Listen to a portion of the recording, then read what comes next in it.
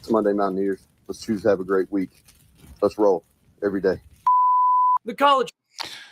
Well, guys, Neal Brown went viral, and it's one of the funniest videos I've ever seen, unfortunately for him, as he just absolutely gets obliterated and roasted.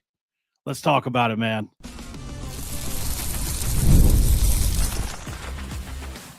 You are Locked On West Virginia, your daily podcast on the West Virginia Mountaineers, part of the Locked On Podcast Network, your team every day. And what is up, guys? Welcome back in. My name is Mountaineer Paul. I am your host. This is Locked On West Virginia, baby, where we're talking about the Neal Brown experience. The climb was a lie. That's right, man. Sometimes people are really creative in this world. And in this case, I met a guy, man. I reached out to him, saw this video, and said, I got to meet this guy. I also wanted to learn how he does it. That's a whole other conversation. So it's serving a dual purpose for me. So let's meet the guy that made the video that is just racking up numbers right now on Neal Brown, unfortunately for him. My dude, Squidart Sportsman. What's up, brother? What's going on, man? Good to be on here. What's going on? Dude, you roasted Neal Brown, and you didn't even need to use the dab video to do it. Oh, yeah. I lit a fire under him the same way I had to do to all the coaches that got fired. It was just another one on the chopping block is the way I saw it. Yeah. So we were talking a little bit off stream. What was your obviously you do just you do a lot of coaches. And when they're on the chopping block, stuff like that. So what was your motivation for Neal Brown? You said he was one of the guys you hadn't done yet. Right. So what I do is what I've started doing this past off season is I take all the coaches that got fired. So for example, a lot of the coaches were on the hot seat going into this season. And it wasn't just coaches that got fired. For example, I made a video on Lincoln Riley and I called it the Lincoln Riley experience. And I do this for a lot of coaches. I did it for Kenny Burns, who got recently fired for going 0-12 at Kent State. Yeah. So there's some other examples that I could talk about, but one that I got a lot of suggestions for, which I was really surprised I hadn't done yet, was Neal Brown, because out of all the names that were on the hot seat last season, his was definitely one of the hottest, and he definitely got a lot of the air off of him after the 9-win season he had in 2023. And so there was a lot of expectation, a lot of hype that was going into 2024. But It's safe to say that West Virginia fans and outside of West Virginia fans, a lot of people, including myself, got fooled again because they came out the very next year, crapped the bed, and it was an outright terrible, terrible season. And the only good thing to come from it was Nico Markiel. But besides that, it was just an absolutely terrible season. So, of course, even though they wound up making a bowl game, it ended up with the end of Neal Brown. And, going back and looking at some of the stuff that he's done while at West Virginia, because out of the coaches that got fired this past offseason, he was one of the guys that was sticking around the most. Hired him all the way back in 2019. And what has he done since he's got hired? Not a whole lot. Beat Oklahoma one year when they were absolutely terrible. But other than that, it was just more of the same, really. Just collapses time and time again. So I just knew I have to make a video on this guy, and that's exactly what I did. You ever seen that South Park video where it's like they get addicted to playing the video game? It's like simulating like heroin. It's like they're chasing that dragon. That's how Neal Brown is. Like, he would do just enough to keep all of us invested to think there was going to be some kind of breakthrough. Like, what they had me. I was always quoting Frank Beamer to everybody. Like, well, Frank Beamer took like 5 years at Virginia Tech to get it rolling. Then he became the greatest coach ever for them and even went to the national championship game. So like, those are my thoughts on the Neal Brown thing. And then unfortunately 9 wins did happen. And there's a lot of reasons for that. There was schedule. It was a really weak schedule, different things. And then we were, like you said, we crapped the bed this past year. Opening with Penn State doesn't help. Right. But I think, one of the things I wanted to ask you about was you talked about the climb and just how long that was that was a slogan for so many years. It almost became a self-ending prophecy. Don't you think, like in its own way? Mm-hmm. So I think, it's definitely a hollow slogan at that point. No signature wins, 0 ranked opponents were beaten, 37-35, the whole thing. You also talked about his play calling a little bit. How much film did you actually watch while you were putting this thing together? Well, I watched enough to know that he wasn't the coach he was cut out to be. And a lot of that is the slogan itself, Trust the Climb, is a little misleading because the slogan itself brings off the idea that West Virginia has been in a full-on rebuild ever since Neal Brown got there, which isn't even true. When Daniel Holgorsen left back in 2018, he spotted West Virginia with what was a pretty good team at that point. They had transfers like everybody has transfers. But West Virginia, they recruit just fine. They had a lot of talent there, enough talent, I think, to be competitive in the Big 12. Because you remember what they did the year before Dana Holgerson's final year. Will Greer, Gary Jennings, all those guys. It was a really, really good team. And while they weren't out on those guys, they still had some really key pieces coming back. And so it was extremely difficult to explain why the whole Trust the Climb narrative even came to be. I mean, but I guess when you come out in the first year and then, you crap all over yourself, then maybe, hold on. Now, trust the climb, you guys. I might have been terrible in the first year and the second year, but in the next year, we're going to get it together. I mean, it's your fault that they were having to climb out of the hole they were in anyway.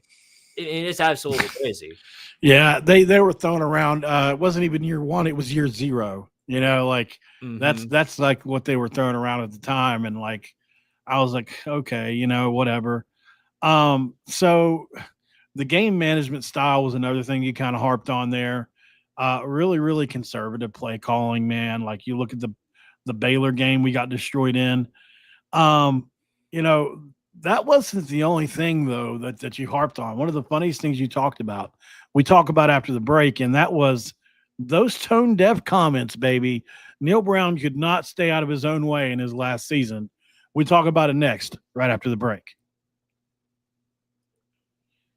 And this episode of Locked On West Virginia going to be brought to you by FanDuel, of course, guys. And when we talk about FanDuel, we know we're doing it big because summer sports are in full swing. And whether you're all about baseball under the lights, golf on the green, or high-stakes soccer action, FanDuel is the best way to make every game more exciting. And look, if you're already following the action, why not make it a little more thrilling with FanDuel? You can get it in on the game while your friends are getting sunburned at the beach, of course. It's easy to use, fast to pay out, and makes even regular season games feel like must-watch events. Open the FanDuel app today or visit FanDuel.com to get started. In segment 2, I always crack a dew. You got a Mountain Dew? You drink Mountain Dew? I had a Diet Dr. Pepper. Keyword had. I drink it all. I'll get another one later on. Well, that's not bad. In segment 3, every now and then, I will crack a Dr. P. I tell people all the time, if it rhymes, I'm easy to amuse, man. So of all the Neal Brown comments, I mean, you can go back to what we played in the open, right? On the workout bike, like as a 40-plus-year-old man or 39 or whatever he was at the time, to get on an exercise bike and think up that thing to send to the world, just what kind of human do you have to be, Squidart? Well, it's a word I toss around all over my YouTube channel, every single video I make. You got to be a clown. And there ain't a whole lot of a bigger circus than what he was running while at West Virginia. And nobody really expected that since obviously he was at Troy and he performed really well there. There wasn't any circus going on there. And then he gets to West Virginia and it's the absolute complete opposite. And, a lot of people weren't going to make fun of that. I mean, people were going to make fun of it. They were going to make fun of it. But I don't think there would have been as much backlash about it if he was winning games. If he was winning more games, people wouldn't care about it. Because look at Dan Lanning in Oregon. Dan Lanning's jumping into a swimming pool with a recruit, and then the second later that recruit hits the transfer portal. People are making fun of him for it. Right. But the difference is Dan Lanning wins games. In fact, he wins a lot of games. So he won the Big Ten title. If West Virginia, if he was actually living up to their talent and then going a little bit beyond that and winning up to like 10 games, maybe he has like a Big 10 title or a Big 12 title under his belt or something like that, he would not be getting near the backlash that he got while he was at West Virginia. But that never happened. In fact, they never even got close. And I'm sure that's extremely disappointing because you'd think when Oklahoma and Texas bailed for the SEC that there was an open spot there for West Virginia to maybe shine because, you got the 9-win season. Oklahoma and Texas are gone. The competition is on your level. You can go in there and you can win some of those marquee games, but that just never happened. In fact, he wound up crapping himself in a lot of those marquee games. So it really never surprised me that's how it wound up. Yeah. And you know what else is like, I just can't believe like some of the things he was saying. Like we had Neal Brown, planes being threatened to fly over foul Neal Brown. We had billboards that went up that the university countered with. I don't know if you found that or found that during your research or not, but at one point in time, there were billboards firing Neal Brown, billboards that went up. And then we think it was the university maybe countered with some billboards that said to keep him basically. Mm-hmm. You talked about some of the tone deaf stuff that he said. What were your thoughts on what he said in the press conference? You kind of noted it in your video. Oh yeah. The having fun comments. We might be losing a whole lot of games, everybody. We might be getting blown out in marquee Big 12 games. We might have just lost the backyard brawl again, but you know what? We're out there having fun. And to me, being a Tennessee fan, when I hear language like that, all I can think of is former head coach, brick by brick, 5-star Hearts, champions of life, Butch Lyle Jones. When he was here at Tennessee, he put out a lot of that language. And the nice guy act, the whole we care about the fans, we care about us, that can only get you so far, especially when you're not winning anything.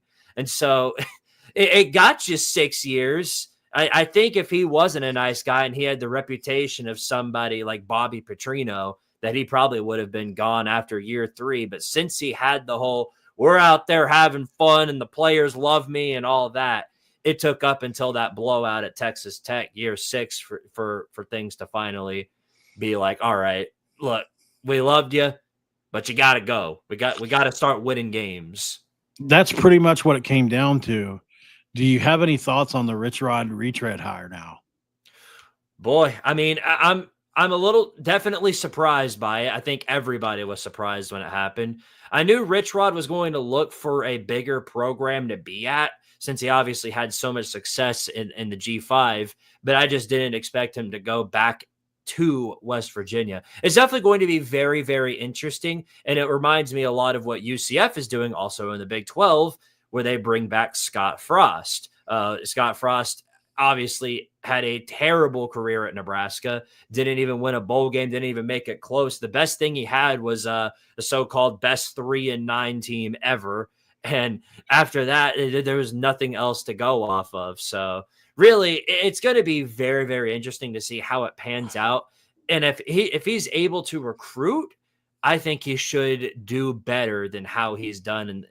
And while I don't think he's going to get West Virginia back to I think of it this way. I think the best place West Virginia could get to under Rich Rodriguez is, I don't think they're going to turn into this elite program. I don't think they're going to turn into Texas. They don't have the resources for that. But what they can do is they can bring in talent, and they have the coaching necessary to be like a team, like a TCU, for example, which is, hovering around maybe 9 wins every so often, and then maybe has a breakout year where they, go to the playoffs, win a playoff game, and hell, maybe even make the national championship. They could have a breakout year like that.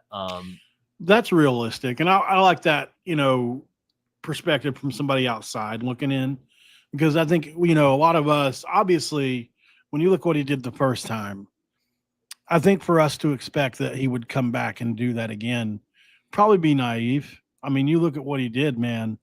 We were one game away from the national championship game, and we won 2 BCS games, which are basically today's playoff game, right? Mm-hmm. So that is, for any program not a blue blood, you would take that at Tennessee, like you would take it anywhere. Yeah. So, I would love for it to happen. I do believe in his eye for talent. But one thing I was wondering about you was my cat just does whatever she wants all the time. Get down. While we're talking about comedy, I guess. I don't want her to jump on me while we're talking or something, but have you heard some of the comments? And I'm putting you on the spot a little bit because we didn't talk about this beforehand. So if you haven't, it's no big deal. But have you heard some of the stuff that Rich Rod's been saying this year? Like he said some stuff like during Big 12 media days. It was hilarious. Well, I've heard a lot of the things that have been going on during media days, and a lot of my focus has been on some of the coaches in the Big Ten, specifically Kirk Cignetti, who put his foot in his mouth talking about non-con schedules and all that. Yeah, we want to be like the SEC. Virginia's too scary. We want to be like the SEC and schedule a bunch of FCS opponents. You look at schedules such as Georgia, who's going to be playing in the Horseshoe in a couple of years. He's talking about schedule. We play you guys coming up. Mm-hmm. Like Texas, who's going to be they're playing Ohio State in the Horseshoe this year. Even teams like Tennessee, for example, we're supposed to be playing Nebraska in a home-and-home series, but now they jumped out. Now we got to play Georgia Tech. So if there's anybody that's talking about scheduling non-cons and how easy the SEC's non-con schedule is, it definitely cannot be this absolute clown, because you look at the upcoming schedules for Indiana and all of their non-con teams are FCS or group of 5 teams. They picked out cherry-picked the most terrible teams they could think of. It's groundbreaking how stupid you have to be to come out to say that. Yeah. I mean, it's like West Virginia, for example. We played 2 Power 5 teams non-con every year for the past, 4 or 5 years, right? Last year we played Pitt and Penn State. That's really respectable. Not a lot of teams would schedule Penn State to open the year, especially this year or last year when they were playoff teams. So, obviously we probably could have a right to stand up and say something like that. But for Indiana to do it, because I think, the Big Ten, I say this about the Big 12. We may not have a Texas or even a Tennessee. But week in and week out, you're getting somebody that's good for the most part. Like in this conference, even you look at the bottom of the conference this year, even like a UCF or even what people think maybe we maybe be, or, even sometimes, TCU can be down sometimes, some years like this year, or it's hard to say where they'll be, but like generally speaking, like almost all the teams in this conference are capable of going at least to a bowl game. And it's, that's what makes the Big 12 so hard. It's because of the parity. You don't get an off week. You don't get like Ohio State at some point will get to play either Nebraska, or they'll get to play Rutgers, or they'll get to play Northwestern, right? We don't have that in the Big 12. It's just there's not enough drop off anywhere. It used to be Kansas and Iowa State, and then they completely turned around their programs with immaculate coaching hires. What are your thoughts on the Big 12 as an SEC guy? Curious. Well, you touched on this, but by far out of all the power conferences, the Big 12 is absolutely the hardest to predict, because in the other conferences, especially the SEC and the Big 10, you have the elitist teams like on top, and then you sort of go down the list and you can see that there is a remarkable talent gap between, like, for example, Texas at the top and then like Vanderbilt or Mississippi State at the bottom. Same thing with the Big 10. You got the Oregons, the Ohio States, the Michigans, sort of just go down the list. And then you got down there somewhere, Maryland. Rutgers, Maryland. Teams like that. You don't have that in the Big 12, though. And that proved that last season when Arizona State wound up winning the entire Big 12, because they were projected to finish last. They were projected to finish last in the conference, according to Big 12 ratings. Yeah. And then they wound up winning the entire thing. And then you go and look at all the other Big 12 teams. Like, for example, BYU was projected to win the entire thing once you got into like week 8 or 9. Then they go out and lose to Kansas, completely derails the Big 12. Colorado with Deion Sanders, Travis Hunter, Shedeur Sanders. Now they're the front runners. Guess what? Kansas, they're back. They're stronger than ever. They took down Colorado too. Yeah, exactly. Yeah. And so it was a whole lot of that, to the point that, you know, you had a 3-loss Iowa State, and then a Arizona team that lost to a Cincinnati team that finished at the bottom of the conference, battling each other in the Big 12 championship game. And it's stuff like that. So going into this year, I expect sort of the same thing, especially with all the new coaching hires we've seen. There's absolutely no telling sort of who's going to be the team at the top and which one's at the bottom. It's definitely going to make it an extremely entertaining conference to watch. We go 6-second break, guys. On the other side, we'll put a bow on this episode. We'll be right back.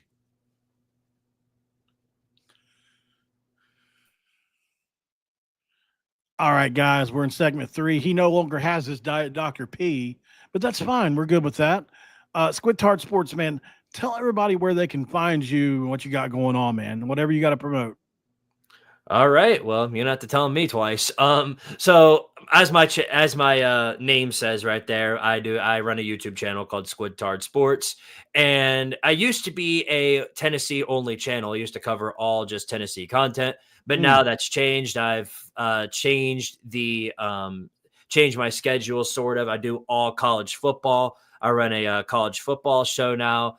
And also I run what I'm going to be doing is a weekly recap series when college football starts, called College Football Chaos. I think there's a lot of people that are excited for that. I started it last year. I'm running it again this year. I'm going to be doing a weekly recap every single week, pretty much styled exactly the same way the Neal Brown video was, just as a weekly recap for every single all of the big games, all of the power conference games, and some group of 5 games, if that's also important. So, I mean, look at you here, brother. You're crushing it. 159K, 94K, 94K, 92K, 79K, 73K, 59K, 51K. I mean, by comparison, the Neal Brown video didn't quite pop off as like those did, but this one's only 7 days old. I mean, dude, you're crushing it. Well, that's the beauty of the algorithm. One of those videos that got up to 94K didn't start off so hot either. So I think it was the Florida State Clown of the Season video. I think that started out like 20K, sort of lingered in limbo for a little while. And then over the offseason, it popped off. And that's the beauty of the offseason for us content creators, is that people love to go back and watch some of the other content that you've made with all the free time that we've got. And now that the college football season's coming up pretty soon, we're going to get a whole lot more resources and a whole lot more content to talk about. And there's always content there. That's the beauty of college sports and college football in general, is that there is always something to talk about. You saw it just a minute ago. I uploaded my Jake Retzloff video, and now you've got stories coming out about Memphis, one of their players, giving. Oh my God. He was a West Virginia commit at one point in time. Boy, bet you're glad you dodged a bullet there, huh? You know where my brain as a content creator went, right? Straight to clickbait first. Like, former West Virginia players is putting out the playbook, like. Is he going to reveal the playbooks for West Virginia too? Better get out of here. Yeah, exactly. West Virginia playbook is released out into the wild. No, but exactly. Honestly, like I thought, I did think about an angle for it, obviously, because he was committed to West Virginia at one time. If he played at West Virginia, I don't know if he even played a snap, to be honest with you. I don't think he did, but to leak your playbook like that to the opposing team, the UTSA, that's you ruined your career, brother. Ain't no NFL team ever going to draft you if you're even good enough. I don't even know. And he went into details with it too. Did you see the text? Oh yeah, no, he went into details. Yeah. It's like we'll be in quarters coverage on this play. He talked about single high safety too on this play. Yeah, he talked about like number 0 has got a tear hamstring.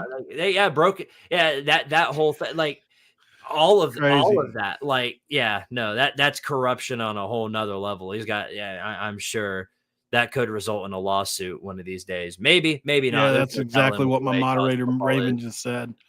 Guys, make sure you like the video. Subscribe to the channel if you're new around here. Make sure you head over to Squidart Sports and give him a subscription. He's super funny, man. He doesn't discriminate. That's what I love about him. I checked out a lot of his stuff, man. He's a very funny guy. Very talented, man. I'm really happy to have you on. You're young. You're already successful. You got a lot ahead of you, man. I'll be really looking forward to see what you do over the next coming years. Hopefully West Virginia, not in a coach aspired video of yours anytime soon. Yeah. You got to give me a positive reason to talk about them, because I try to tell it like it is. I do both I do mainly negative because that's what people like to talk about, but I always try to fill in some of the positive there. So it's important. Ranger Buck, thank you. Aiden Bustle, you remember him? Sounds familiar. Backup offensive lineman from Tennessee that transferred to West Virginia this year. Oh yeah, that's right. That's why it sounded familiar. I need you for this. I'm so glad that they just I'm gonna have to keep you on here for another minute now, because all right, I've got some tape from Aiden Bustle, right? All right. Do you think you could identify some players for me if they're on tape? If it's the offensive line, absolutely. Because boy, Okay. they let me down. They let me down big time last season when I was watching. Okay. Hold on, let me find it. Of course, nobody let me down more than Nico. Neal I'm Brown. about to sell you. No, Nico, I'm about to sell you out of. But Oh God. Yeah. I'm gonna leave you. Yeah. He did. Nico, he did. Nico, he I'm did gonna do leave a ya. Leva. He did do a Leva. All right. So, all right. I'm into my Google Drive here. So here's what we're going to do. We're going to pull up these Aiden Bustle highlights that he sent me. He's a good dude, man. He really is a good dude. And I want you to explain to me why this dude wasn't playing on your O-line. I'm dead serious about this Squid Talk. What's your name? What can I call you? Do you want to explode? Do you care to put that out there? Or? You can just keep a Squidart. I mean, okay. People know my name. So it isn't like it isn't like you're revealing that like Voldemort or anything like that, but that's fine, dude. No big deal. So this is Aiden Bustle. Obviously, some of the first couple clips are a little grainy, but dude, like he looks really good on film here for you guys. And like he told me, like basically what happened at Tennessee was the guys that have been waiting to play. I'm sorry, I keep on putting that down because Tennessee has quite a bit of money. They unfortunately will basically recruit over some of their more corn-fed players that have been there for a couple of years. This is him right here at the left guard, at the right guard spot. So, but yeah, he is a man child, dude. Here he is right here. I love watching him play as you see him pull out and boom, just absolutely crack somebody. But like on this tape here, like I went and looked up a couple of these guys. A couple of the guys that he blocks on here these are all Tennessee players, obviously. A couple of these guys were like all SEC players. Like I went and looked them up. Like who was like number 97 there, defensive lineman. I don't remember him by number. But I do know that Tennessee had one of the more talented defensive lines. Their defensive front was one of the best in the SEC. So really, whoever he was blocking, I'm sure that is. I mean, you can see like every time I watch him on tape, I'm impressed. I mean, you see him here. Here's a double team block he pulls off and absolutely drives the guy out. Here's another guy. You see him. He comes off and double teams. He continues to get down, honey. He continues to impress me every time I watch him, man. I love this tape of him. If he can get in good enough shape to play in Rich Rod's offense, I think for sure he's going to be a guy that can play and start right away at West Virginia. One thing I will say is that practice does tell you a little bit about what you're going to see, but it definitely isn't the sort of defining factor. I would have loved to see some of his actual experience in games.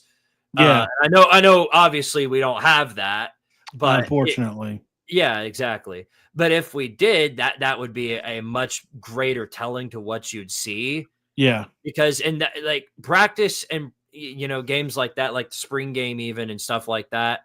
That's all. There's only so much you can take from that. Because it's not a real game. It's just sort of a scrimmage. Agreed. So if this was from a real game, then yeah, I'd be a little bit more impressed about that. But hey, he might wound up being as good as the film says. Yeah. So like that guy there, number 42, Let me see. I think he's one of the ones that ended up being really good. Let me make sure. All right. So Tyree West is his name. 42 tackles, 13 tackles for loss, and 6 sacks. That's what he did for you guys last year. This is who he's blocking. This is a one-on-one drill, right? Like this is going full speed one-on-one. Is it an indicator that he could start or play or anything like that? I'm not saying that. But this is a guy that had 40 tackles, double-digit tackles for loss, and 6 sacks. And when you see him get off the ball, you see why he's got it. But Aiden holds up really well here. This is one of my favorite plays to show people when I say I think Aiden Bustle can be a really good player. Yeah. Really nice job. Holds up well, even with the spin move. Yeah, I would have loved to see him play last year, especially since our O-line was as disappointing as it was. Yeah. So I would have loved to see somebody new in there. But I'm pretty sure it was because of his redshirt status, because that is important to take into account, is because of that. That's why they didn't really play him throughout the season. I don't remember if he actually got any playing time in any of the games. I don't even know if he came in garbage time during teams like Kent State. But nonetheless, if he winds up being as good as foretold at West Virginia, then that'll go a long way, because they need blocking more than we do. Oh yeah, for sure. I like him a lot. Here's the one thing I was told, unfortunately. So you're coming from Tennessee, where Josh Heupel likes to run tempo, right? Mm-hmm. As my cat just keeps on, she's driving me nuts back here. Get down, honey. Good Lord. He likes to run tempo, but Rich Rod runs, like if you look at the numbers, Rich Rod runs the fastest tempo in the country almost every year. It's like every 6 seconds, maybe. So apparently when Aiden came in, what I'm understanding is he's, not quite in good enough shape to run this 60, 70 plays yet. So I think that's the big thing with him. Like he's just not quite there. Like physically, athletically, strength is all there. You just got to get in better conditioning. And I think that's what they're working on this summer. Because I think a lot of people don't have him penciled in. I've got him penciled in if he can get in good enough shape. I just don't know for sure if he can yet. That's the thing. Well, you'll have a certain answer once we get to fall practice, because once we get to that point, a lot of the answers around pretty much everything will sort of conclude themselves, specifically depth charts, because that's what everybody's waiting on, is who's starting where. That's even here, we're trying to figure out who our starting quarterback's going to be. A lot of teams in the SEC are going through the same thing. I mean, everybody's trying to wait on what's going to happen with the depth chart. So I think we're going to get that answer after fall camp, seeing what happens there. And then past that point, we'll have our true answer. I think the best way to end this is the way we started, dude. Don't you agree? Let's show the Neal Brown. Yeah. Since we've got a lot more people in here, we're streaming on more than just YouTube. We're streaming on a few different places. But where we started is where we're going to end, with Neal Brown speaking to us. Looking to scale customer service without. Because, dude, you what made you decide to start with this? I'm curious. I don't have an answer for you, to be honest. Literally, sometimes I'll just put these little memes in just as little humorous backdrops, just to add a little, whoa, didn't see that coming. Because I love to do that with my edits, is, me talking and kind of explaining everything that's going on. It does give the information where needed, and it can be funny in itself. But I love putting in little memes like this that just sort of throw off the audience. It's a great cold open, too. To start out. Yeah. Very good cold open for you here. I think because, this gripped me right away. Like, I was ready for the rest of the video whenever I saw this. It's Monday, Mountaineers. Let's choose to have a great week. Let's roll every day. Great job. What better dude. way to open? Yeah, great job, man. Thank you. You really deserve all your flowers. So guys, make sure you check this guy out over on Squidart Sports. He's over on X as well. Probably anywhere else you can find his links once you get there. It was a blast talking to you, man. And like I said, hopefully we stay off the bad list from now on for you. I would certainly hope so. I'll be keeping an eye on y'all. I mean, we'll find out pretty soon. Don't y'all? You're continuing the backyard brawl tradition, right? You're playing Pitt this year. Yeah, actually, now that you ask, yeah. So So last year we're going to play it for a couple years, unfortunately, due to scheduling. Mm-hmm. 10 years ago, you know how it works. It's 10 years in the past. Basically, these things happen. Right. So I don't know if you're aware of this, but so obviously you know about the 2007 game where we were one game away from the Natty. Rich Rod loses his last game, goes to Michigan. Pat McAfee misses 2 field goals in the game. Like there's a lot, right? Oh, yeah. And so now that was a 13-9 game. Now on September 13th, 9-13, we play him again. 18 years after the fact, Pat McAfee will be at the game day desk. Desmond Howard, a Michigan guy, will be at the desk. And so, like, you know, Kirk Herbstreit went on McAfee just a week ago and said, can we go to that? Because, like, if you look at the Game 3 slate, I think it's A&M and Notre Dame maybe there on that day. I can't remember. I went over it last night with somebody, but yeah, if you look at the week 3 games, let's see, college football. Well, I know for a fact Georgia and Tennessee play. So if both teams are undefeated, which I think they will be, it's very likely possible game day will go there. It just sort of depends on what they do the first 2 weeks. So I could definitely see them pivoting over to the backyard brawl because I'm high on Pittsburgh this season. I've got a lot of hope on Eli Holstein this year. Oh, God. Because he's a pretty good quarterback. I mean, he's a when he's healthy, yeah. Oh yeah, definitely. That's the problem. Is he going to stay healthy throughout the season? So I'll definitely be keeping an eye on that. Whichever team wins that game, I think will be in for a great season. Yeah, it's usually a good barometer. It's unfortunate they're catching us in year 1 of a rebuild, but we do have a couple games to fire it up. And look, like I said to somebody last night, Rich Rod had 60-plus newbies last year at Jack State. They started out 0-3 and 1 out to win the Conference USA. You know, don't count him out, man. And even though we've got 70-plus this year, he did it last year to G5 with half an FCS roster because they've only been up to Division I for like 2 years, dude. So I don't count out Rich Rod. I don't. So, I mean, as a fan, obviously, I have to think that way.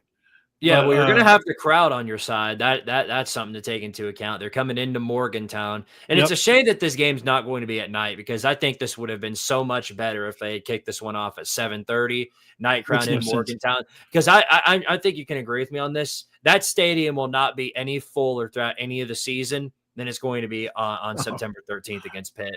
We'll be pushing close to 70,000 people probably. Oh, for sure. With well, I don't know if they let it anymore. There used to be standing room in the like. There's been a few times in the past, even though the stadium only holds like I think 62, we've come closer to 70, like with standing room. But I don't know if that happens anymore or not. But it will be full, 100% full for sure. Oh, absolutely. So the reason I think game day is really wanting to go there is because I think the influence of Pat McAfee for that game is going to be a big deal for it.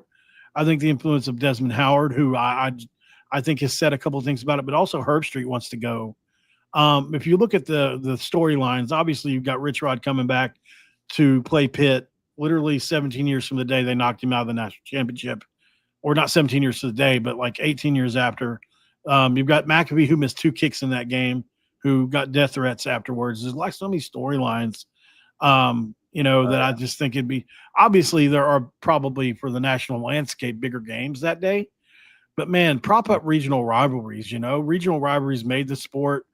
And while Tennessee and Georgia is definitely that, I think there's something to be said for, big time rivalries that maybe aren't in the SEC sometimes. Yeah, that's all I'm saying. You know what I mean? I agree. Yeah, no, I agree with you there. I would be in support of them going to that game, knowing all of the storylines, the stakes, everything like that.